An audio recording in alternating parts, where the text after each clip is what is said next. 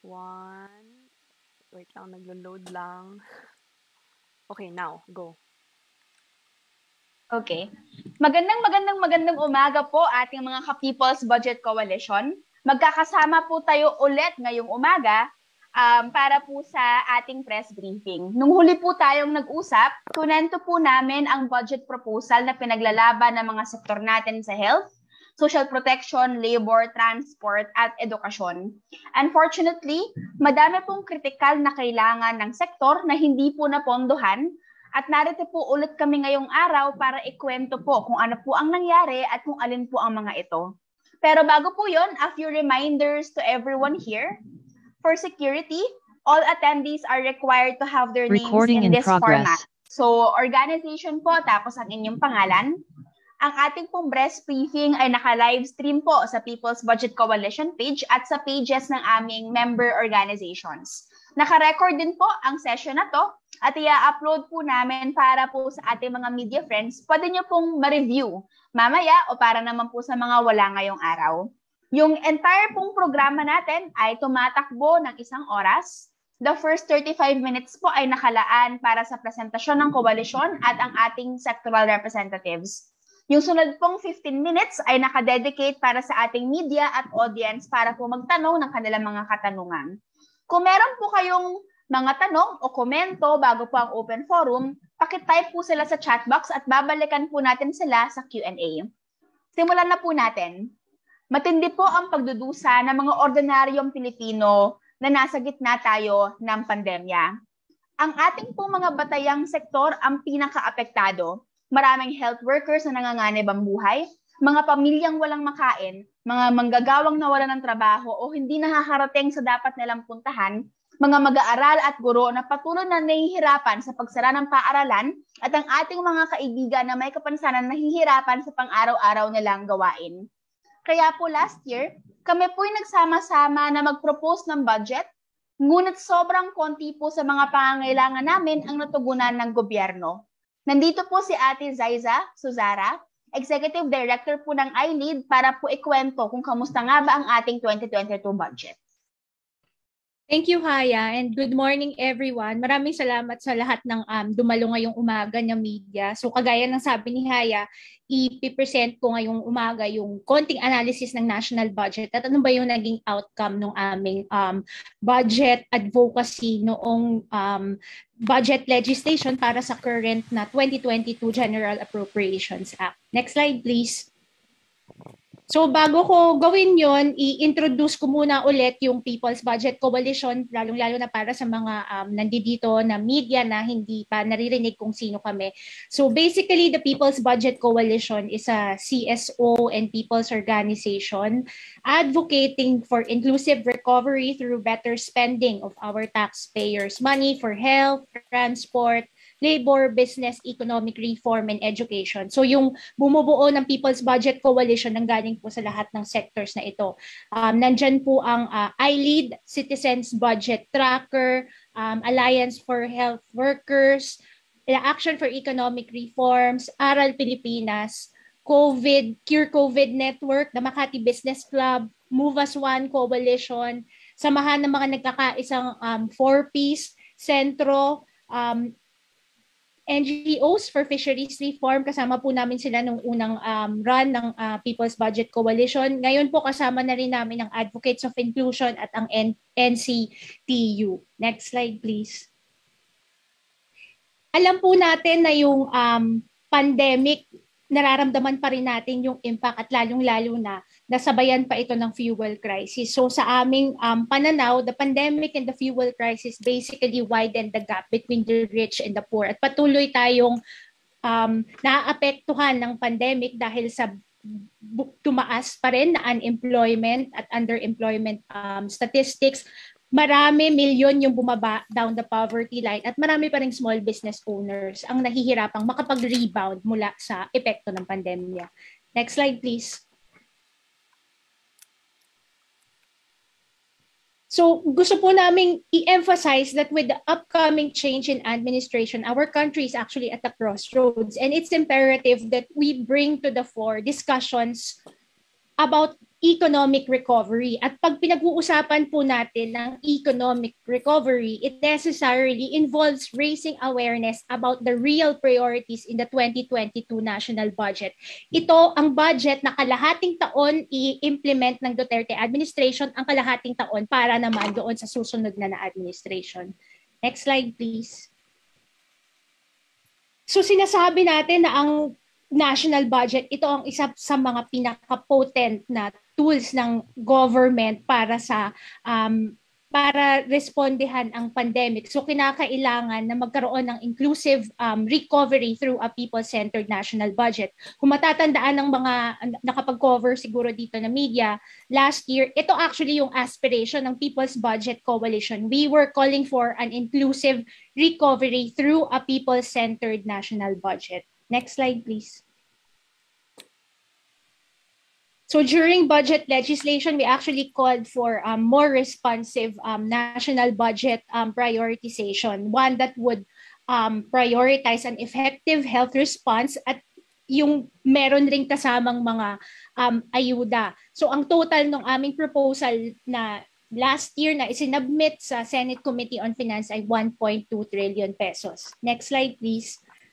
Yung breakdown ng 1.2 trillion pesos is 176 billion for health, 193 billion for labor and employment, 550 for social protection, 95 billion for education, 150 billion pesos for public transport. Next slide, please.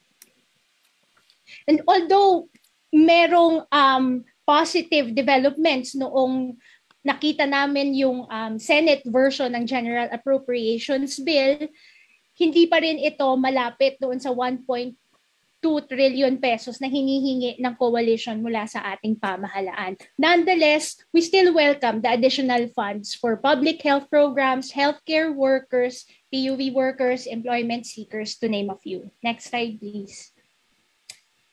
But what was the real outcome of the 2022 GAA? Yung inaakala po namin na positive developments doon sa Senate version ng 2022 na General Appropriations Bill, hindi ganon yung nangyari. In fact, mas malala pa kaysa doon sa National Expenditure Program na prinapose ng executive branch ang kinalabasan ng 2022 national budget. So let's just talk about our 1.2 trillion proposal. Of that 1.2 trillion peso proposal, only 118 billion pesos or 10% of what we consider to be inclusive recovery programs were actually funded. And some of those programs do not even have guaranteed funding. So for instance, 69 billion pesos of that 1.2 trillion peso proposal lamang ang naipasok doon sa program appropriations o yung mga regular budgets ng iba-ibang national government agencies and departments in the 2022 GAA. Yung 49 billion pesos or 4% of that what was funded in the 2022 GAA has actually no guaranteed funding, and these were parked under the unprogrammed appropriations. So yung nakikita niyong malaking red na slice ng pie na halos 90%, yun yung unfunded portion ng aming proposal last year sa Senado. Next slide, please. So kung titingnan po natin yung breakdown ng funded versus unfunded, these are the figures. I will not go through each of them. We will be sharing these slides to the media anyway. But basically, of the 1.2 trillion total proposal, what was unfunded was 1.1 trillion. We only got around 118 billion pesos. With the rest of it, almost half of it, without guaranteed funding because they were parked in the unprogrammed appropriations. Next slide, please. So bakit ba ganon ang kinalabasan ng national budget? Anong nangyari doon sa last few weeks ng budget legislation? Basically, elections really took precedence over inclusive recovery because all of these things happened during the bicameral conference committee hearing.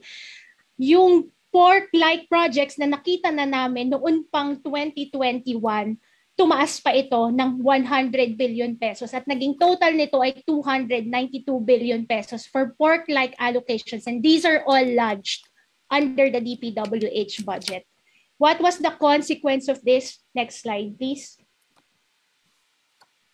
hindi lang yung proposals ng coalition ang na-disregard, but in fact, other socio-economic programs that are traditionally in the regular budgets of various agencies like DOH, DepEd, DSWD were actually delisted from the programmed appropriations or that portion of the national budget which has guaranteed funding. Ang nangyari, merong 73.8 billion pesos for health na walang guaranteed funding, kasama dito ang pambayad sa benefits ng healthcare workers. 17.8 billion pesos for education that also do not have guaranteed funding, kasama ang MOOE or operational expenses ng DepEd.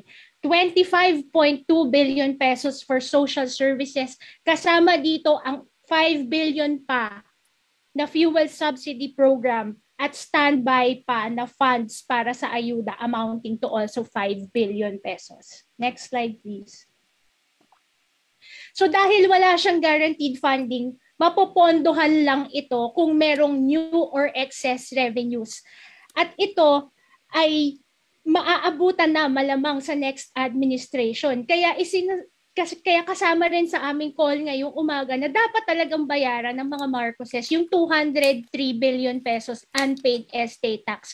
Because this can constitute excess revenues that the government can tap to fund programs that the BICAM thought were unimportant and should be deprioritized in favor of pork.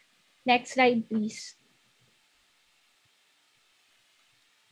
What else did we find out? Base sa analysis ng People's Budget Coalition, merong pera sa national budget. Tandaan natin, ang total national budget for 2022 ay 5.1 trillion pesos.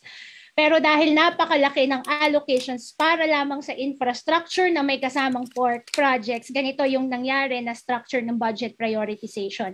Ang sinasabi namin, hindi masama ang infrastructure, pero the government should strike a balance between human capital development and public infrastructure investments, without which it is difficult to imagine not only an inclusive and equitable society, but more importantly, a competitive one. I'll turn it over po again to Haya for the reactions of the sectoral representatives of our coalition, and we'll be happy to respond to questions later on during the Q&A. Salamat po, Ate Zay. Ang galing ng presentation ni Ate Zay. Malinaw po doon sa presentasyon na madami pong bagay na hiningi at kailangan ng sektor na hindi nabigay. Kaya po kinakabahan kami kung paano po tayo mag-recover ngayong 2022. At mukhang sana po hindi rin ganito ang magiging lagay sa 2023 budget cycle natin. Ngayon naman po, magbibigay po ng 3 to 5 minutes na panayam ang iba't ibang sektor tungkol sa kanilang tindig sa ating budget. Simulan po natin sa health sector. Pakinggan po natin ang boses ng mga taong binubuhat ang buong healthcare system sa ating bansa at sinasalba ang ating mga buhay. Tinatawag po namin si Doc Julie Cagiyat mula sa Cure COVID Network.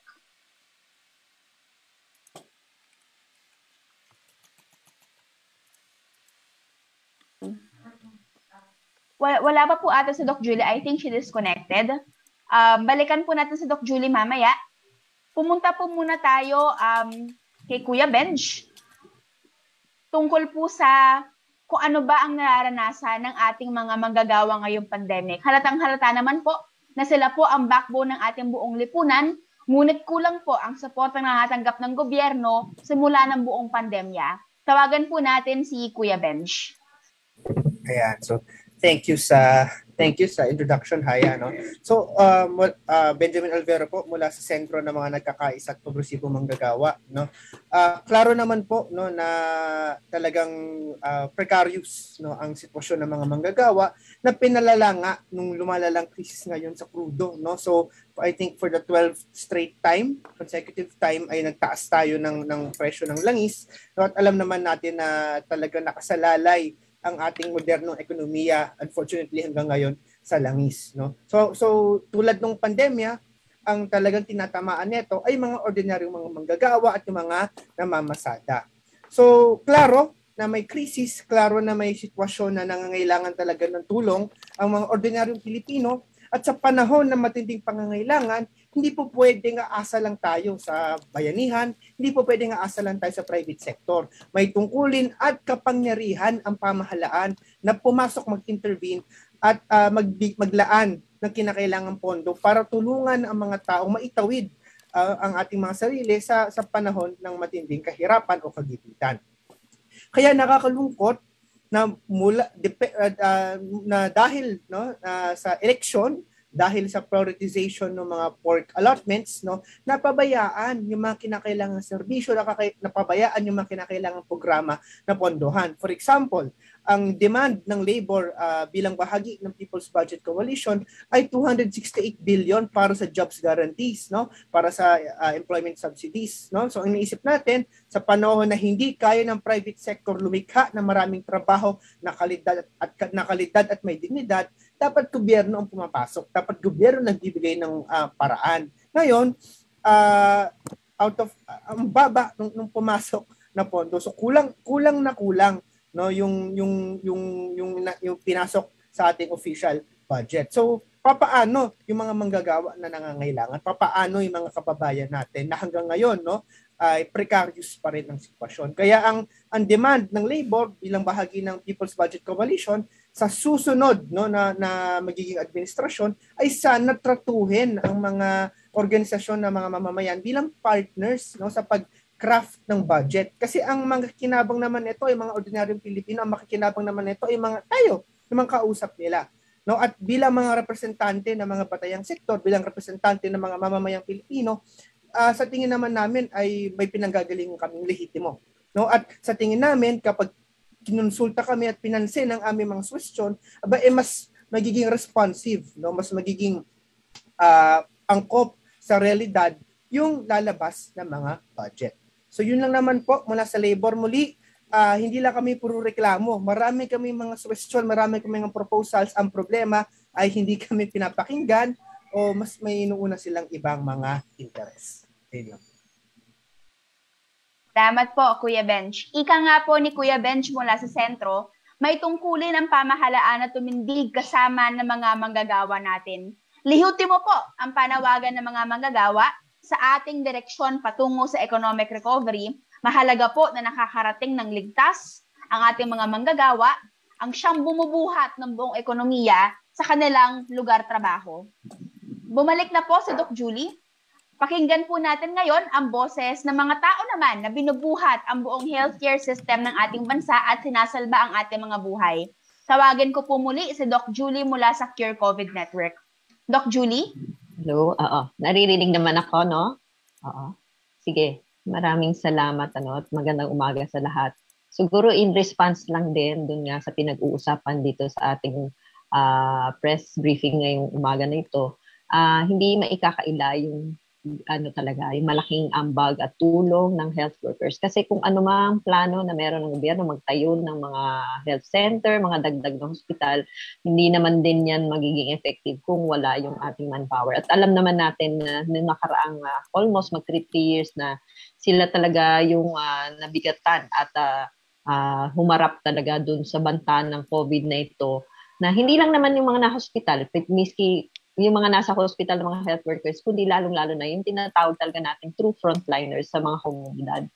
At alam naman natin na for the 3 years na sila rin yung laman lagi ng media na naririnig natin na nananawagan doon sa pagbigay, kagyat na pagbigay doon sa kanilang at nararapat na mga benepisyo dapat nila, mga risk allowance, at kung ano-ano pa dahil doon sa pandemya. Yun nga lang, sa nangyari ngayon dito nga sa approved budget for 2022, kasi nga, di ba, lumalabas nga na kung sa health ng, parang for the pandemic, specifically, yung 9 billion, parang yan lang rin yung inalis at yung hinanap ng mga health workers na budget nila for the transportation, food, at the transportation budget nila, na hindi pa kaagad binigay, sasakay sa special risk allowance nila. Sa totoo lang po, yung nire-request nga natin, as minention na nisa, yung 170 billion pesos na unfortunately, ang nag-grant lang talaga is 9 billion na alam naman natin kulang na kulang. Kasi yung 9 billion, tapos yung 42 billion pa na unprogrammed. Na nalaman ko pala na ang unprogrammed, akala ko available yung pera niyan. Hindi rin pala available. So kung bibilangin mo yung 9 billion, napakaliit, no, namang yan. Ang hamon natin sa pamahalaan ay bigyang pansin talaga itong ating mga health workers kasi sa totoo lang, ang dami na rin na umalis, ang dami nang umalis sa trabaho, nag-abroad, nawala na ng gana, miski sa mga public hospitals natin na medyo mas relatibong mataas ang sweldo, nagkakaroon na rin ng tanggalan at malawakang resignation. So, bakit? So, uugatin mo talaga yan kung paano rin talaga sila kinakalingan ng pamahalaan natin. So, masakit isipin na ito lang din yung kakahantungan ng budget natin for 2022.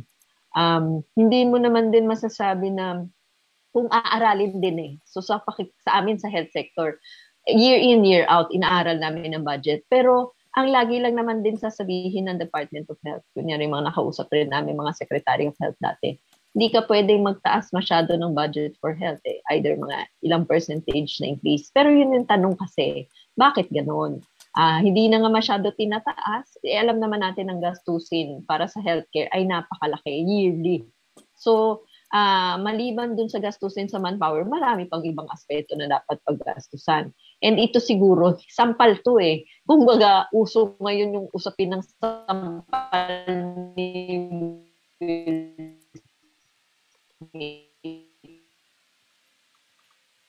ito mas hindi lang sampal parang yung ano nga ba yung usapin ng binayaran tax ng isang presidential candidate. As compare mo dito sa hinihingi ng mga health workers, hindi maibigay-bigay. Pero kung ikukumpara mo, yung bigat talaga ng pangangailangan at dapat sila talaga yung dapat kinakalingan dun sa usapin ng pag-budget sa kalusugan. And siguro, yun nga, yung panawagan pa rin namin, kulang pa rin yung budget. Totoo lang po, ang budget para sa health ay 1 trillion. Tayo na yung pinakamababa ang aging sinasabi ng DOH-19, hindi tayo pumapayag dyan. Kailangan yan harapin. Pero maliban pa dyan, kailangan talagang ayusin yung public healthcare system natin at bubuhusan talaga yan dapat ng pera. So kami, bukas ang People's Budget Coalition para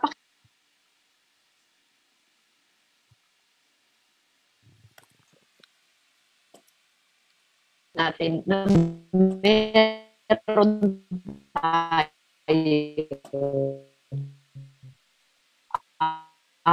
hindi lang para sa ngayon.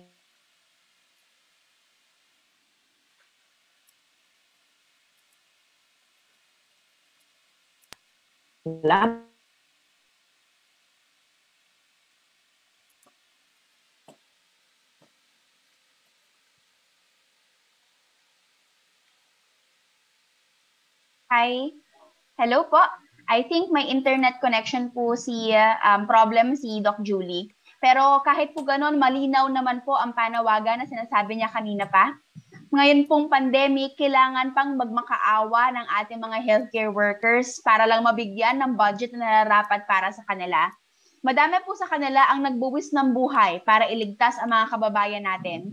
Sana po wag na nating dagdagan. Alagaan po natin ang mga taong nagliligtas sa buhay natin. At gaya nga po ng sinabi ng Doc Julie, bukas po lahat ng sektoral na miyembro at kami po sa People's Budget Coalition para po makipagtrabaho sa gobyerno para po i-push ang budget na deserve po ng ating mga sektor. Para naman po magsalita tungkol sa makamasang transportasyon, pakinggan po natin si Kuya Jaime Aguilar mula sa National Confederation of Transport Workers Union at Move as One Coalition. Hindi po, magandang umaga sa lahat. Sa totoo lang po, katulad po ng ibang sektor natin sa bansa natin, dumaranas po ng sobrang hirap at sakripisyo yung mga transport workers natin. Alam din po natin na sa pandemic nga po na dinanas natin sa loob ng 2 taon na sinasagupa natin yung problemang ito, ngayon nadagdagan pa ng pagtaas ng krudo. Kami po sa hanay natin, ayaw nga po natin ng taas pamasahe. Kasi nga po, ang tatamaan dito ay tayo rin po mga manggagawa. Kaya hindi po ito ang solusyon na nakikita namin, kundi ito nga pong budget na dapat ay makatao. Sa service contracting, malaking bagay po talaga ito na dapat nababadgetan po ito ng malaki. Sa kadahilanan niya po na nabanggit natin na hindi lang dapat ito pang-response sana sa pandemic, kundi katulad nito, pagtaas ng krudo, pwede rin nating magamit para sa kapakinabangan ng mga manggagawa para hindi masyadong maapektuhan doon sa pagtaas ng krudo na dinaranas natin ngayon. So, mas maganda sana, mas malaking budget. Pati naman po doon sa mga protected backlinks at mga networks, kailangan po talaga may budget po na mas malaki yan kasi kita po natin hindi ligtas ang ating lansangan para doon sa mga bikers natin, sa mga naglalakad po sa karsada. Hindi po friendly yung ating mga karsada. Kaya mas maganda po talaga yung budget ay mataasan dito sa mga hindi lang doon sa pagpapalapad ng mga karsada para sa mga may coaches, para sa mga mayayaman, kundi para sa access ng mga naglalakad, nagbabike at saka nag-ehersisyo, maging ligtas po. Siyempre kung mayroon pong ganyan ay siyempre mga tawiran natin at saka mga ground level na pedestrian, pwede po sana maka-access tayo na mas makabago, na accessible po para sa lahat, lalo sa mga matatanda, sa mga kababayan, sa mga buntis, sa mga bata. So, kailangan po talaga natin ng mas mataas na budget para dito. Kaya makikita po natin sa kahirapan po ngayon, meron po tayong service contracting, pero sad to say nga po, itong budget na ini-imagine natin na dapat kung paano siya i-implement, hindi po nagkakaganoon. Instead na yun nga po, mas maraming makikinabang na mga transport workers, ginagamit po sa libreng sakay na imbes na nakakatulong po yung proyekto, itong programa na to, nagiging sumpa sa iba, sa mas nakararami. Kasi po, kung libreng sakay po lang ang pinagtutuunan ng gobyerno natin, so maapektuhan po yung mga hindi kasama doon sa libreng sakay. Intended po to katulad ng binanggit po natin na sa sobrang taas ng crudo ngayon, ang laki sana ng impact nito kung ito ay pwede nating magamit para dito sa mga transport workers na hindi pa nakapag-modernize ng kanilang mga unit. So, ang laki-laki po ng ating inaharap sa bansa natin, kaya tingin ko po kung napaka-feasible naman na dami pwedeng panggalingan ng mga budget, dapat ma-priority po ito. Lalong-lalo nag-gear up po tayo doon sa modernization. Hindi po natin kasi ito pwedeng iasa lang sa mga bus company.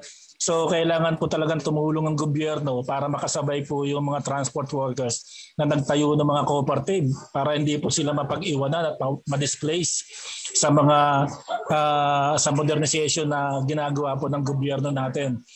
Kaya kung magiging friendly po at people-centered po itong budget natin, kayang-kaya naman po, kitang-kita nga po natin, ni-report ko kanina na pwede naman talagang gawa ng paraan ng gobyerno kung ano yung pa-prioritize niya. Kaya sana yung susunod na gobyerno ay mabago yung direksyon. Dapat people-centered po talaga. Para masolusyonan yung mga pabalik-balik na problema po natin sa bansa natin. Makikita po sana natin sa mga kumakandidato ngayon na sana po sa pamamagitan ng pag-intervention natin ito ay maka-impluwensya tayo na mabago yung tracking nila, na hindi puro military lang at puro pagnanakaw lang ginagawa sa gobyerno. Puro punong-puno ng pork, katulad ng sinabi kanina na report, duda natin talagang may mga pork barrel na kaya tumaas sa DPWH. Kaya sana po, yun po yung hinihiling natin, nananawagan tayo sa susunod na gobyerno na mataasan yung mga budget, lalong-lalo yung mga pagpapabuti ng kalagayan ng mga Pilipino. Maraming salamat po. Salamat po, Kuya Jaime. Tumpak po ang sinabi ni Ka Jaime, mas mapapadali po at mapapabilis ang pagbukas ng ekonomiya kung sisiguruhin ng gobyerno at mga kumpanya na makakarating ng ligtas ang ating manggagawa sa kanilang mga trabaho at makakauwi na ng ligtas sa kanilang mga pamilya. At mangyayari po to kung meron tayong protektadong bike lanes, ground level na mga tawiran, mas maayos sa pampublikong transportasyon, PUV-only lanes at iba pa. Hirap na po tayong lahat sa patuloy na pagtaas ng presyo ng krudo, pero ang pinaka nagdudusa po ay ang ating mga transport workers na halos isang kayod isang tuka at luging-lugi na po sa araw-araw. Pag pinag-uusapan po natin ang pandemic, may isa pong sektor na laging kinakalimutan, ang sektor po ng edukasyon. Narito po si Ate Reg Sibal Sevilla mula sa Aral Pilipinas, isa pong guro at isang ina upang magkwento kung ano po ang kailangan ng sektor ng edukasyon. Magandang umaga po sa ating lahat. Sa araw na ito, nais kong bigyang tuunan itong nakuha ko sa cabinet, ito yung sinturon. Kasi pinapaalala nito na sa tuwing panahon ng pagbabudget, ang daming sektor ang naghigpit ng sinturon. Hindi lang naman edukasyon, nabanggit nga kanina yung transportasyon. At ito yung tumatahi sa lahat. Alam natin na napakaraming naging issue, problema, mental health, kakulangan sa kagamitan, resources, financial na problema ang kinaharap ng sektor ng edukasyon. Nakakalungkot na ang tatlong pinakatinamaang sektor sa mga pag-alay ng ating budget ay ang health, ang education at ang social services. Alam niyo sa education, lagi namin pinag-uusapan yung hierarchy of need. Yung sa Maslow's, bago natin bigyan ng tuunan ng ibang pangangailangan, mahalagang tugunan ang basic na pangangailangan. So, parang kumbaga sa bahay, di ba, ang budget, pinag-uusapan natin paano natin i-allocate ang pera. Sa pagpa-focus sa infrastructure, gawin natin to sa ating pananalita na parang gusto mong gandahan o i-decorate o ayusin o maglagay ng mga extension sa iyong tahanan. Pero habang ginagastusan mo ito, sana wag nating kalimutan na mayroong mas importanteng pangangailangan. Katulad nito, dapat talagang suportahan yung ayuda sa ating mga mag-aaral. Dapat meron tayong mga additional na support sa mga guro at mga resources at yung mga iba pa na even yung sa health na may kaugnayan sa health ng ating mga guro sa testing, lalo na't naghahanda tayo sa pagbubukas ng ating paaralan. At nakakasakit na even yung transport sector ay natatamaan dahil pagbubukas ng paaralan, paano natin susuportahan ang ating mga mag-aaral at ang mga guro sa kanilang pagpunta sa eskwelahan ng mas malaki pa ba ang kanilang gagastusin. Lumaki na nga ang kanilang ginastos ng mga paggastos ng mga resources, learning resources sa remote learning. Dadagdagan pa ba ito pati dadagdagan ulit pagkapasok ulit ng ating na paghahanda ng face-to-face learning. So ito yung parang mga bagay na parang umaano sa atin na parang conditional pa ang pagkakuha ng mga budget na to at nalaking dagok ito sa ating mga guro, sa ating mga kananayan at katatayan, sa ating mga paaralan kung paano natin kung nagigpit ng sinturon ng ating pamahalaan o ang ating ilaw at haligi ng tahanan ng ating pamahalaan. Paano natin sisiguraduhin na meron tayong, guro po kasi, naka-imbak na tama sa ating tama ba o minaiipon ba tayo para sa ating mga kabataan? Dahil sabihin na natin nag-i-invest tayo sa infrastructure at sa ilan, sa security, pero bago natin tupunan, tingnan din muna natin, baka may nakakaligtaan tayo na mas higit na kailangan. Kasi, di ba, mahina yung pundasyon natin kung dahil nagtotoo sa mga bagay na pag-aayos ng tahanan. Pero nakalimutan natin na meron tayong mga tanay na kulang yung pagkain, mga Pilipino na wala ng trabaho at nabawasan na kanilang budget sa edukasyon. Pero, at ito ay isang karapatan. Bago natin tingnan yung mga ibang at ang lahat, nakasaad naman sa ating konstitusyon na karapatan ng ating kabataan ang access to quality education at hindi natin dapat ito isinasaalang-alang. Nasa konstitusyon din na dapat ay pinaglalaanan ito ng malaking pondo. Pero nakakalungkot kasi even sa pondo ng edukasyon, nakikihati ang infrastruktura ng edukasyon. So, sana matingnan din ito, no? Dahil mangyari man ang lahat, tayo dapat naniniwala na suportahan natin, na sabi nga kanina, tingnan natin, suportahan natin muna ang tao. Kasi ang tao ay buhay. At hindi dapat natin sinasaalang-alang ang buhay ng ating kabataan, ng ating mga guro, ng ating mga magulang, at ng ating komunidad. Dahil again, ito ay nag-fall back sa kahalagahan ng education bilang bahagi ng komunidad. At hindi ito isolated, no? Dapat ito ay nakatahi sa transportasyon, sa pangangailangan ng health, lalo na ng ating mga guro at ang mga ating magulang na pumapasok araw-araw. Ang bawat Pilipino ay nagsasakripisyo. Hindi dapat din natin pero hindi dapat nating sinasakripisyo o naghihigpit ng sinturon para doon sa mga pangangailangan o primary needs ng bawat Pilipino. At hindi dapat natin sinasaalang-alang o sinasakripisyo ang pag-iipon para sa ating kinabukasan. Bagaman gusto natin bigyan ng mag-invest ng ibang bagay para sa kinabukasan, ang pinakamahalaga talaga natin na pinaglalaban ay ang tao. Because kahit ano pa man ang building mo, kaano pa ng inyong mga equipment, kung wala kang tao at hindi mo ito nasuportahan, baliwala ang lahat ng investment natin sa iba pang bagay. So muli, sana po ay makinig para sa ating mga future leader, kung sino ba po ang ma-elect, no? Sana po ay talagang tingnan po natin to ng mas masinsinan. Intindihin natin ang tunay na pangangailangan ng ating kabataan, ng ating mga magulang, at iba't ibang sektor bago pa man ng lahat. At sana po ay hindi sila makaligtaan. Eleksyon o hindi eleksyon, hindi dapat sinasaalang-alang ang kapakanan ng bayan para sa sariling interes.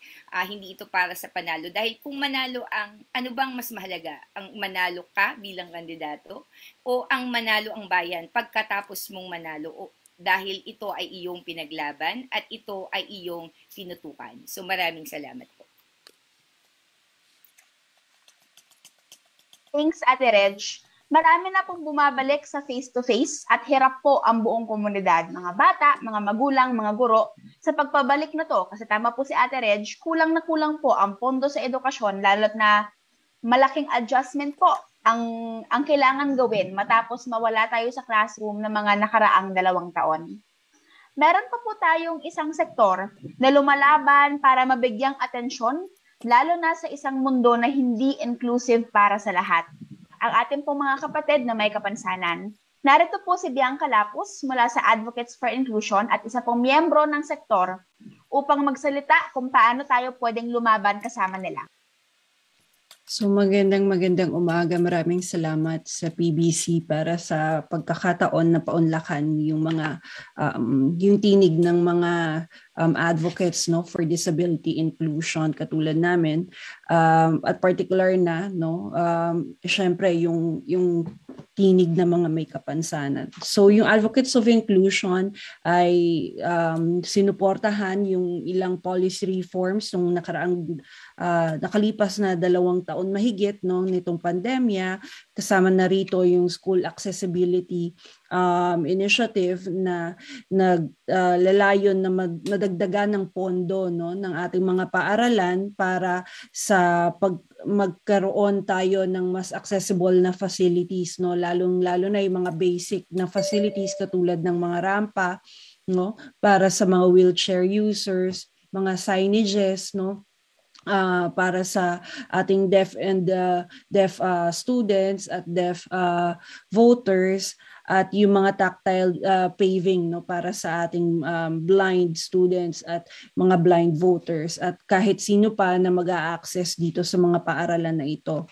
So sa kinalulungkot natin na sa mga nakaraan na budget, although naidagdag yung accessible facilities sa ating General Appropriations Act, walang karagdagang budget na nailagay specifically for accessible facilities. So kahit na nandoon yung ating accessible facilities sa line item sa budget, ay hindi pa rin siya na bibigyan ng pansin at diin sa mga programa ng gobyerno. Sumuporta din tayo sa pagkakaroon ng emergency or disability health grant or benefit for persons with disabilities, lalong-lalo na nung pandemya, dahil nga sa may mga specific na pangangailangan yung mga may kapansanan na nakabase or nakaugat doon sa kanilang mga kapansanan na hindi natutugunan ng kahit anong ayuda o tulong galing sa pamahalaan, dahil saktong-sakto lang ito o kung hindi pa nabanggit na kanina, kulang, no, para sa pang-araw-araw na pangangailangan ng ordinaryong pamilyang Pilipino. So, malaki yung hamon sa sektor ng may kapansanan dahil muli sa karagdagang gastos na kailangan nilang i-meet, no? Dahil sa mga kapansanan na kinakaharap nila. At pangalawa, marami sa atin, alam natin yung nawalan ng karagdagang kita sa mga ating mga pamilya at syempre mas lalo yung hirap, no, kung meron kang kailangan na i-deal na karagdagang gastos, no, dahil sa ating mga kapansanan. So kasama na dyan yung additional na gastos dahil sa transportasyon, additional na gastos dahil sa healthcare, additional gastos dahil sa edukasyon, no. So lahat ito ay may karagdagang gastos dahil sa kapansanan, no, ng isang individual.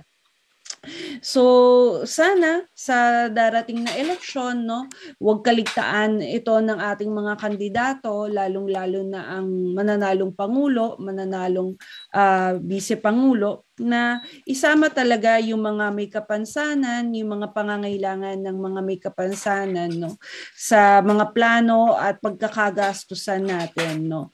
So isa dito konkreto, halimbawa, tinataya namin na kailangan lang siguro ng around 1.5 billion pesos, no, para sa pag-create ng ramps at accessible toilets, no, sa ating mga paaralan. So kung mag-aala tayo ng 35,000 pesos per public school or 1.5 billion in total, matutugunan natin yung basic na pangangailangan na ito for accessibility. At yung gusto lang natin na idiin na yung ating mga public schools ay hindi lamang siya places for learning, kung hindi places din siya for elections, no? Voting centers natin ito, dito tayo nag-hold ng ating pagboto. So maraming salamat po. Yun lang. Thank you, Madam Bianca. Quick swap lang po. So we'll do the call to action first for the question and answer. So we can use the rest of the time for our media to ask their questions. Ngayon po, tawagin naman po natin si Ken Abante mula po sa Citizens Budget Tracker para po ipaliwanag sa atin at ibigay ang panawagan ng People's Budget Coalition sa ating mga nakaupo sa pwesto at sa mga kapwa mamamayan kung paano po natin ipaglalaban ang mas makataong national budget. Maraming salamat, Haya, at maraming salamat po sa ating mga sektor. Napakahalaga po ng maayos na paggastos ng pera ng bayan para magkaroon ng patas at makatarungan na pagbangon mula sa COVID-19 at sa krisis sa krudo. Hindi lamang pagbangon ng iilan, kundi pagbangon ng lahat. Pagbangon na walang maiiwanan. Pera natin to, budget natin to, at personal ho sa akin ang pandemya. Ang mga kamag-anak kong frontliner sa probinsya nahirapan makakuha ng PPE. Nagsakit sila, nagkasakit, at nagdusa. May mga kapamilya akong namatay. Kulang ang proteksyon na binigay ng gobyerno. Kulang na budget ang inilaan para sa proteksyon ng aking mga mahal sa buhay. Klaro sa 2022 national budget, gaya nga po ng sinabi ng ating mga sectoral representatives, na inuna ng mga politiko ang kanilang mga proyektong pork bago sa tao, bago ang mga mahal namin sa buhay na naglilingkod ngayong pandemya. Klaro ho na parang ganito ang ginawa ng pamahalaan. Kung nagbabudget para sa bahay, kit ang mga anak, kumakalam ang sikmura, pero inunang pagandahin ang bahay. Inunang bumili ng magarang relo. Huwag nating ulitin ang mga pagkakamaling ito. Meron ho kaming 5 panawagan para sa ating mga public servants at sa aming mga kapwa mamamayan. Una, nananawagan kami sa mga kandidato ngayong eleksyon na magbukas ng ligtas na espasyo para sa pakikilahok ng mga ordinaryong tulad namin sa paggawa ng budget. Dahil pera natin po ito. Budget natin ito. Nananawagan kami, pangalawa, sa susunod na administrasyon na makinig sa mga sektor, no, na itama ang nakamamatay na budget noong 2021 at 2022 at mag-invest ng 1.2 trillion pesos para sa isang just, equitable at inclusive na recovery mo COVID-19. Ikatlo, nananawagan ho kami sa Duterte administration na kolektahin ang hindi pa binabayarang 23 billion pesos ng mga Marcos na maaaring umabot sa 203 billion pesos kasama ang interes at mga penalty para mapondohan ang mga programang isinusulong ng aming mga sektor. Pang-apat, ngayong 2023 budget cycle, iniimbitahan ho namin ang ibang sektor sa ating lipunan na sumama sa Advocates Budget Coalition para makagawa ng makatao at makatarungang budget. At panlima at huli, nananawagan ho kami sa mga kapwa mamamayan at botante. Busisiin ang mga pangako ng mga kandidato ngayong tayo'y boboto sa Mayo. Para maintindihan ang tunay na prioridad ng mga politiko, hindi lamang dapat natin pakinggan ang kanilang mga salita. Aralin natin ang kanilang mga budget. Tanungin kung paano nila po ang mga pangakong programa. Busisiin ang kanilang record at kilos. Humingi ng resibo. Bilang mga mamamayan, botante at taxpayer, meron tayong karapatan at responsibilidad na ipaglaban ang mas maayos na paggastos ng budget natin. Pera natin to. Budget natin to. We deserve better than this. Maraming salamat po. Thanks, Ken. Mga Mars, sobrang linaw po ng pananawagan namin. Kami ang unahin. Hindi ang infrastrukturang hindi makatao at o kaya naman hindi rin ang militar. Hindi kulang ang pondo natin. Hindi lang po siya maayos na na-allocate sa mga sektor na talagang dapat binibigyan ng atensyon. In fact, kung sa tingin po ng mga nakaupo, kulang ang pondo, tama po sinabi ni Ken, di singilin po natin yung 203 billion estate tax and penalties sa mga Marcoses. Ang laki po nun, mga Mars. Bawiin po natin. Marami pong paraan, kumbaga, kung gusto talaga natin na bigyan pansin ang pangangailangan ng ating mga sektor, hindi po natin kailangan tipirin ang ating mga pangangailangan. The floor po is now open for our media to ask their questions.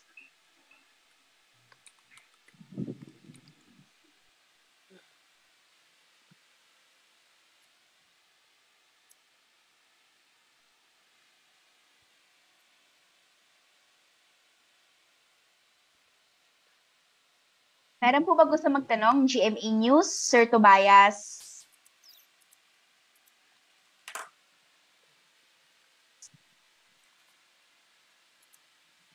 Sir Conrado.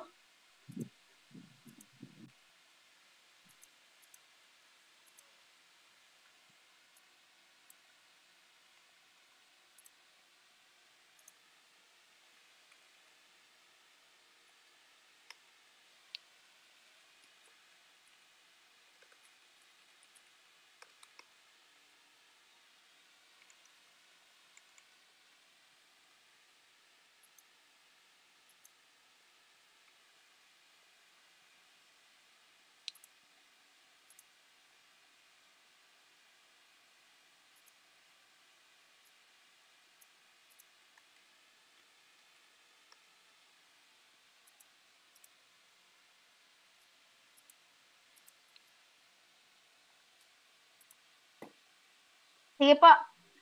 Someone chatted. Bakit po ba halaga i-engage ang 2023 candidates? Hindi pa naman sila nakaupo. Either Ate Zai or Ken.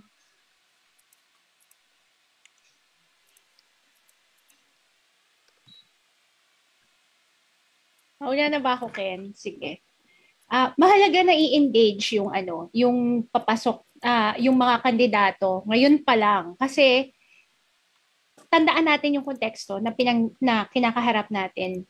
Meron tayong kinakaharap pa rin na impact ng COVID-19 crisis. Meron pa ring problema at uncertain dahil dun sa fuel crisis. At kahit naman wala rin ang mga crisis na ito, maraming socio-economic problems pa rin ang Pilipinas na kailangang solusyonan. At dapat tinatanong natin ang mga kandidato gaano sila kahanda makipagtrabaho sa civil society organizations, sa people's organizations para maging mas responsive yung national budget.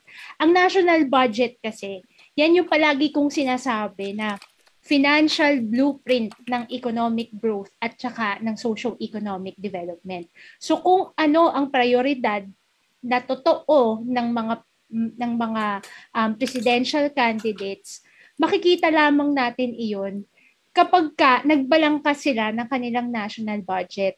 So kaya ngayon pa lang, dapat alam natin ano ba yung gusto nilang mga prioridad. Ano ba ang commitment nila para makipagtulungan at makipag-collaborate sa civil society organizations. Yan rin yung dahilan kung bakit yan ang ating call. Siguro po, si Ma'am Reg, sige po. O siguro isang paghamon, ano? Magiging leader ka ba pag naluklok ka lang sa pwesto? Hindi ba dapat bilang isang nag-a-aspire na mamuno ng bansa, whether or not ma-elect ka o manalo ka, may gagawin ka sa mga existing na problema. Sabihin na natin manalo ka, nandun ka sa isang posisyon to directly affect the budget.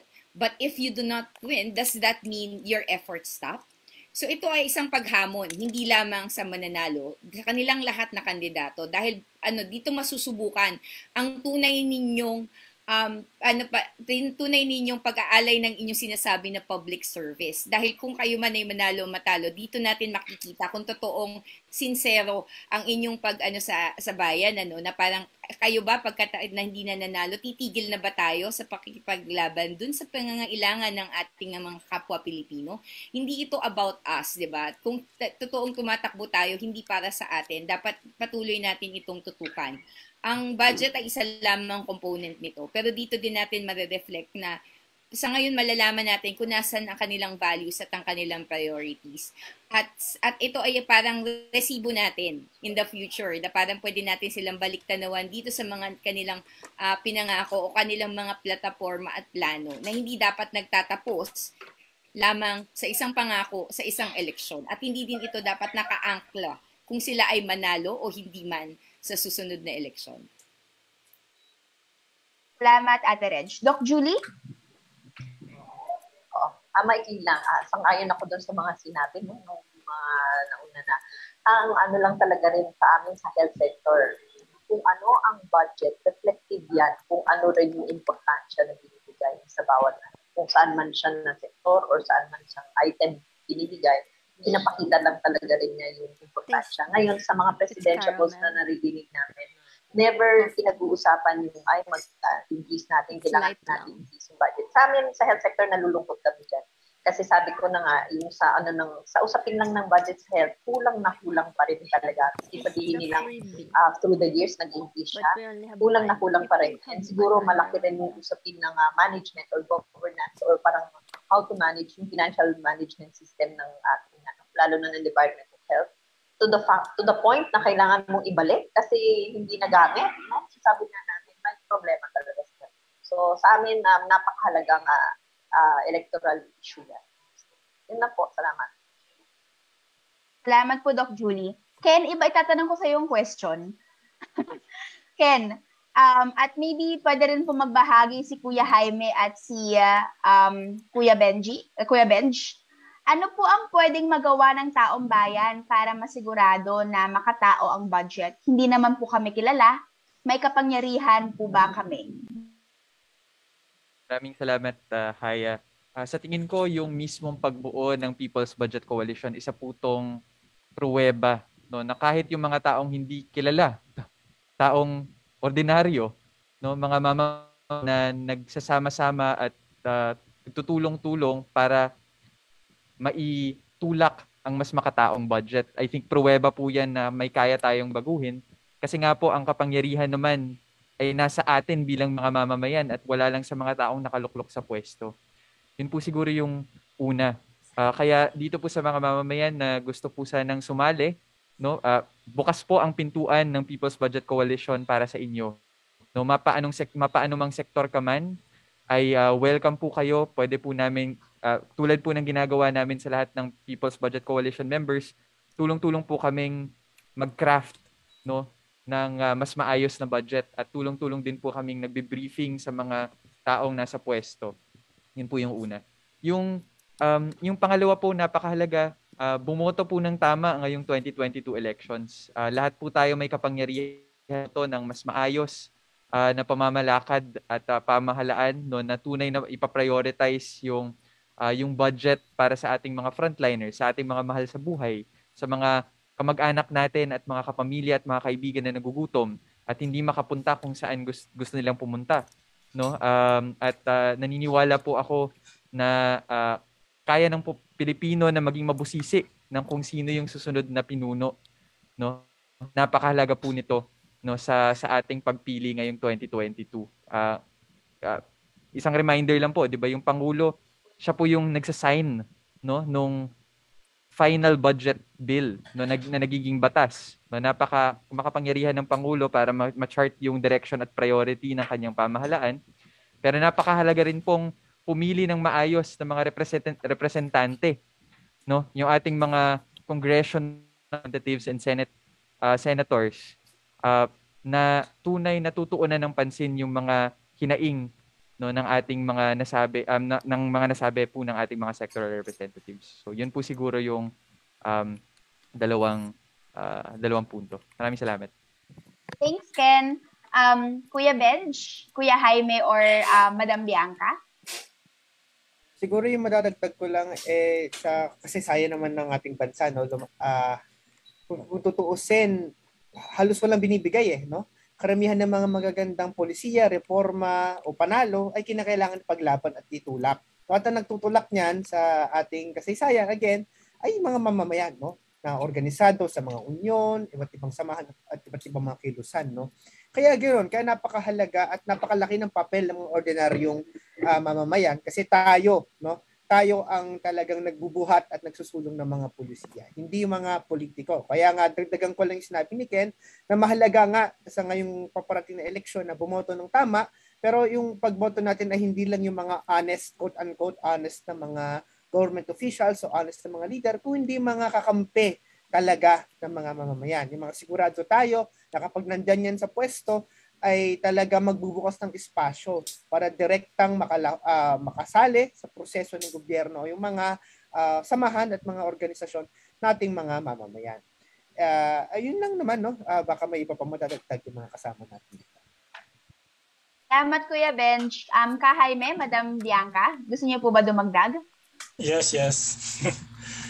Nagpapasalamat po ako sa sa bumubuo ng budget, People's Budget Tracker, kasi dapat ito ay matagal na natin palang ginawa. Kasi 'di ba, yung panuntunan ng budget dapat talaga nakikialam tayo at subject dapat ito sa sa electoral process natin. Kasi kung matagal na natin pinapractice to, intervention tayo, na-highlights natin yung mga politiko na talagang talagang pwedeng makapag-usap na nakikinig dun sa mga makataong budget proposals na tinutulak natin. Kasi matagal tayong panahon hindi nakikialam sa pagbubuo ng budget kaya makikita natin ngayon punong-puno ng port, no? Kaya makikita mo na talagang iba yung direksyon ng gobyerno. Kaya napapanahon itong ginagawa natin. Pwede maging movement talaga to sa dulo, no? Yung lahat ng mga manggagawa, lahat ng mga organisasyon matutulad tayo sa Brazil na merong tinatawag na participatory budgeting talaga, no, para maging people-centered yung budget ng Pilipinas. Persistent talaga to, maganda ito. Pagka ito ay magro-roll, mape-pressure talaga yung mga politiko at mga gusto pang tumakbo na mag-advocate talaga para dito sa makataong pagbabudget, no, na tumutugon talaga para sa mga mamamayan, hindi tumutugon sa bulsa ng mga politiko. Sige, salamat. Salamat po, Kuya Jaime. May last 2 questions po tayo, conscious of the time. Yung isa po, bato-topic na lang kayo, Ken and Ate Zai, kung ano yung hasagutin nyo. Yung first question natin ay, may paraan po ba para maremedyohan ang 2022 budget para masaayos ang prioridad ng pondo? O kailangan na lang natin maghintay hanggang sa 2023? So salamat sa live audience natin si Robert for asking this. Another question po, isahin ko na, mula naman po sa ating live audience sa Simon. Paano po maapektuhan ng Mandanas ruling itong proposed programs and budget ng koalisyon? Hindi po ba dapat sa LGU na tayo manawagan? Jai, pwede kong kunin yung unang tanong. Sige, thank you. So, siguro hindi kailangan maghintay until 2023 para magkaroon ng makataong budget ang susunod na administrasyon. Constitution po, meron po tayong tinatawag na Special Appropriations Bill. No, tulad actually nung ginawa ng Bayanihan to Recover to Heal as One Act, no. So may kapangyarihan ang bagong Congress, no, para remedyohin yung mga budget na to. Kaya napakahalaga po talaga na yung mga pipiliin natin sa Mayo ay tunay na makakampi ng makataong pamamalakad, no, at susuporta taong budget. So it's well within the power of the new administration, of the president and the Congress to do this, no, na remedyohan yung budget. So kailangan po talaga nating ipaglaban to sa susunod na administrasyon.